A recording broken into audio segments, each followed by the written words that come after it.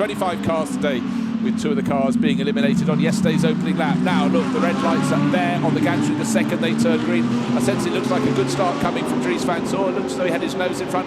Very much so, and the car in second place on the grid lost 1 position. That was Christopher Haase, falling behind Christopher Mies, a driver who never eschews a chance to go forward. The person who's gained 1 place as soon as sees the power got ahead into 5th place of Dennis Marshall. So a little bit of gain, but in a sense, going out of turn 16, it wasn't the best of exits from the car that started the race in second place, and accordingly Christopher Haase back to third, but back into second now. Yeah, they managed to get around the outside of turn 1, and then the 2 Christophers were side by side. You can see just coming through turn 4, and contact, one of the McLarens is being spun around, and another car just running wide, so contact already. Well, that's before we get into the end of the first sector. Yeah, well, that was Norbert Siedler, the exit of turn 5 being spun around, so they already had the 3-place grid penalty, and that has been compounded. But up front, great start by Dries van Tor, and Fred Vervies is pushing on. Here it is on the outside of turn 5, where the whole lot starts to kick off.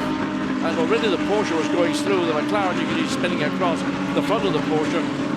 And then whatever occurred through turn 6. So we're green again, so Dries van Tor can dictate the pace. The safety car period has come to an end, and he's leading away. But this is easier than leading away from a 2x2 grid on a rolling start. It's 1 by 1. Down behind, Ulysses de Pauw in 5th place in his... Oh, he's just been passed very tidily indeed. Matteo Drudi didn't need a second invitation, and that's followed through. Fred Vervies, he loves turn 7, turn 2. It didn't work for 46, but it'd be up the inside, almost rubbing the paint off the back of the Ferrari. Will there be a move coming into turn 4? He's only been off at the outside line, but the Ferrari holds up, and there was a Lamborghini diving up the inside. Albert Costa. Fred Vervies outsmarted himself in the battle to try and get ahead of the Ferrari, and he's lost the position to Albert Costa. Albert Costa very quickly read what was going on and ducked down to the inside and got up alongside 46, and that's not a mistake. That's just what happens on the opening lap.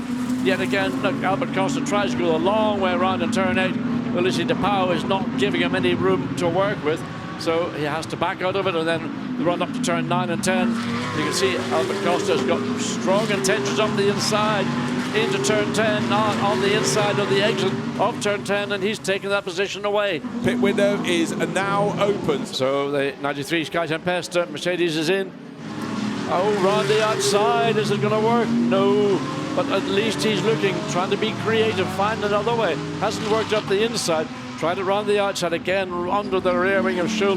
Now, you're allowed to make 1 move defensively, but Goethe is going to go the long way round, and he's pushing, but he may have to be very brave and hopefully he gets away with it. And, well, very exciting stuff. Well, it really is, John. That could be one for the stewards, and mixing it with them as well. Ethan Simeone, the Canadian McLaren racer, goes around the outside. So a real case of pushing the outside, and Goethe goes, you know what, I'll call that a day. I'll come into the pits. I was always coming into the pits, Bruce. Yeah, I was, clearly. Valentino Rossi getting on his mark, so left-hand drive or left-hand steering Audi, so he will be close to the garage.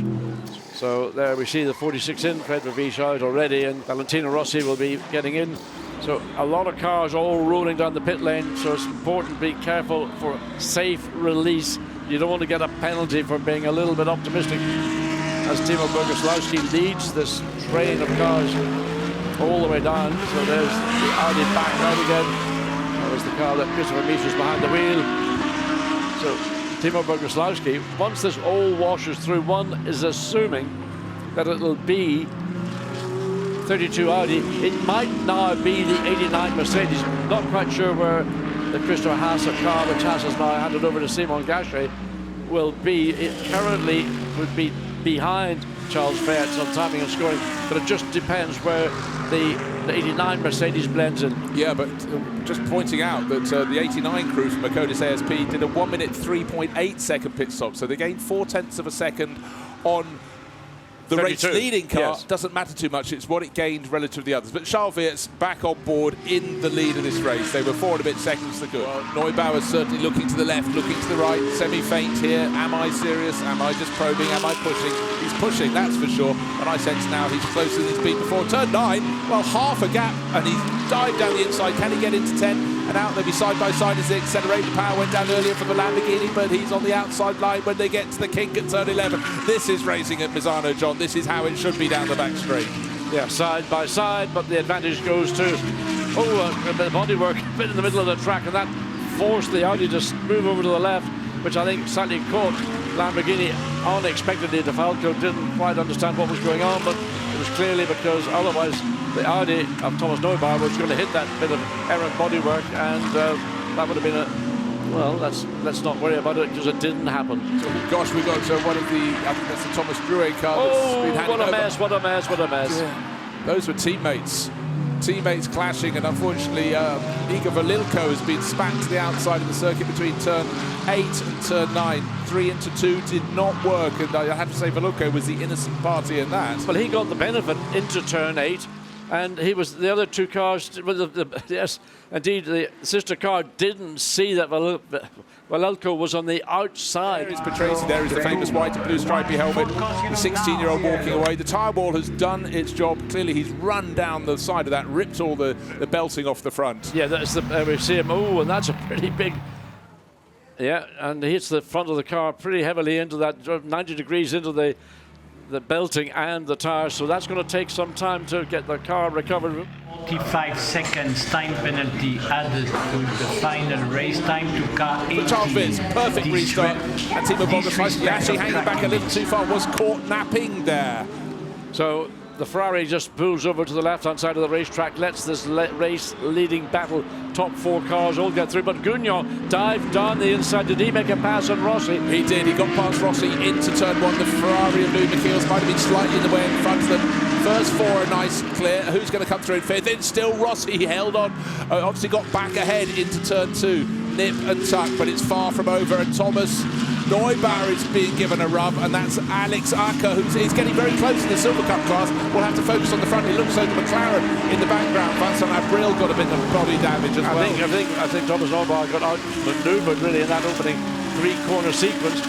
So that's not been good. And again, I was certain that that was a pass by Jules Gugnon, but good on Valentino Rossi, who used his instinctive racing skills as the battle behind Lucas Simonard and Simon Gachet up the inside. So Gachet on a little hip and shoulders, they come through turn 10. So he's gained that 3rd position. And we're now racing to the checkered flag. Racing to the checkered flag with a clear advantage for Charles Wirtz. Simon Bogoslawski just a little bit too far back at the restart. Yes, the Ferrari was between them, but Louis Michiels pulled out the way. But Charles Wirtz, well, he's just been absolutely superb at this meeting. This will be a 7th consecutive win for his pairing here. His first ever win in the Sprint Series was here in 2019. And that is 7 from 8 runs here. Victory for Wirtz and Vantor. Round the final corner he goes. And look at the gap back to Timo Bogoslawski, and then the excellent Simon Gachet up into 3rd place ahead of Jean-Baptiste Simonard. And 5th place has been secured. A new target achieved for Valentino Rossi. Looking down the race order at the end, yet another win. A 7th in 8 starts at Misano for Charles Wirtz and Dries Vantor. Timo Bogoslawski brought the Mercedes number 89 home in 2nd place, but that was consolidation for them.